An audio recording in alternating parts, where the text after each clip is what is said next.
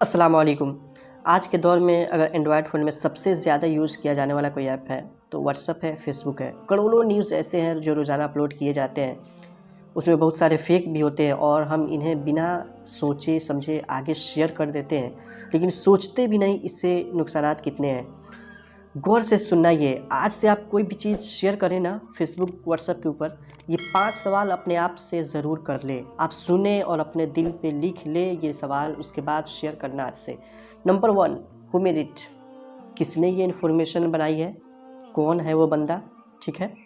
Number 2, what is it source of information? कहाँ से आई ये? इसका सोर्स क्या है? कहाँ पे लिखी है? किस किताब से ली है उसने? अगर मेडिकल साइंस की है तो काबिल डॉक्टर ने दी है। अगर इस्लाम से जुड़ी है तो कुरान शरीफ से ली गई है, या फिर कोई हदीस है, या फिर स्टेशन के किनारे बैठे बंदे ने लिख के दी है। Number 3, where did it come from? कहाँ से आई ये? जगह कौन सी है? कोरोना की वैक्सीनेशन बन रही है।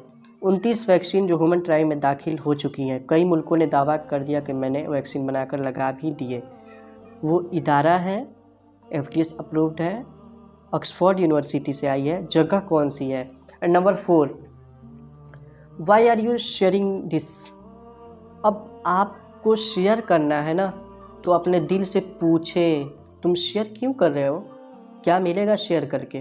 तुम्हें मशहूर होना है, या वाकई तुम्हें ये पता है कि दूसरे के पास भेजने से लोगों को फ़ायदा होगा, इंसानों को फ़ायदा होगा, मुसलमानों को इससे फ़ायदा होगा, या फिर नुकसान है? पूछे अपने आप से। And last, when was it published? कब की न्यूज़ है ये? कब ये छपी थी? आप एक बीमारी के बारे में लिख देते हैं इसका इलाज नहीं है, जबकि उसका इलाज मौजूद है, आ चुका है। आप गलत बात कर रहे हैं ना, लोगों में गलतफहमी फैला रहे हैं। आप जो रिसर्च पढ़ रहे हैं 2000 की है, ये 2020 है। When was it published? आप देखें ये न्यूज़ कब की है।